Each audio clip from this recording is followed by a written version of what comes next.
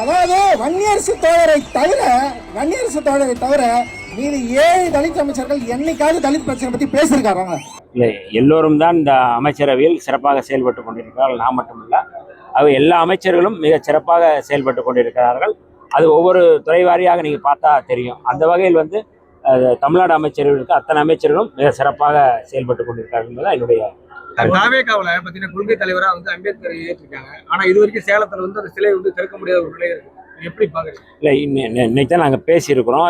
இது குறித்து கலெக்டர் நான் தான் அந்த சிலை திறப்புக்கான முன்முயற்சியை எடுத்துக்கிட்டு இருக்கிறோம். கட்டாயம் விரைவில் நல்ல செய்தி வரும்.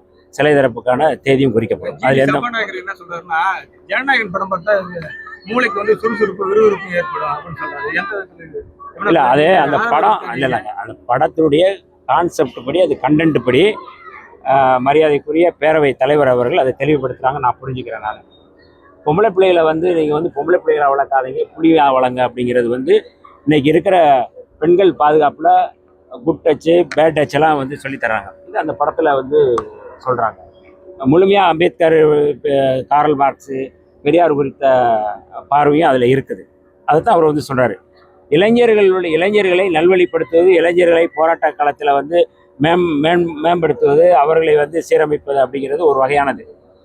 இந்த திரைப்படம் எந்த வகையிலும் சீர்கேடாக இல்லை அப்படிங்கிறது என்னுடைய பார்வை. அதனால் மாண்புமிகு பேரவைத் தலைவர் அவர்கள் அந்த நோக்கத்தில், அந்த கண்ணோட்டத்தில் சொல்லியிருக்கிறாருன்னு நான் பார்க்குறேன்.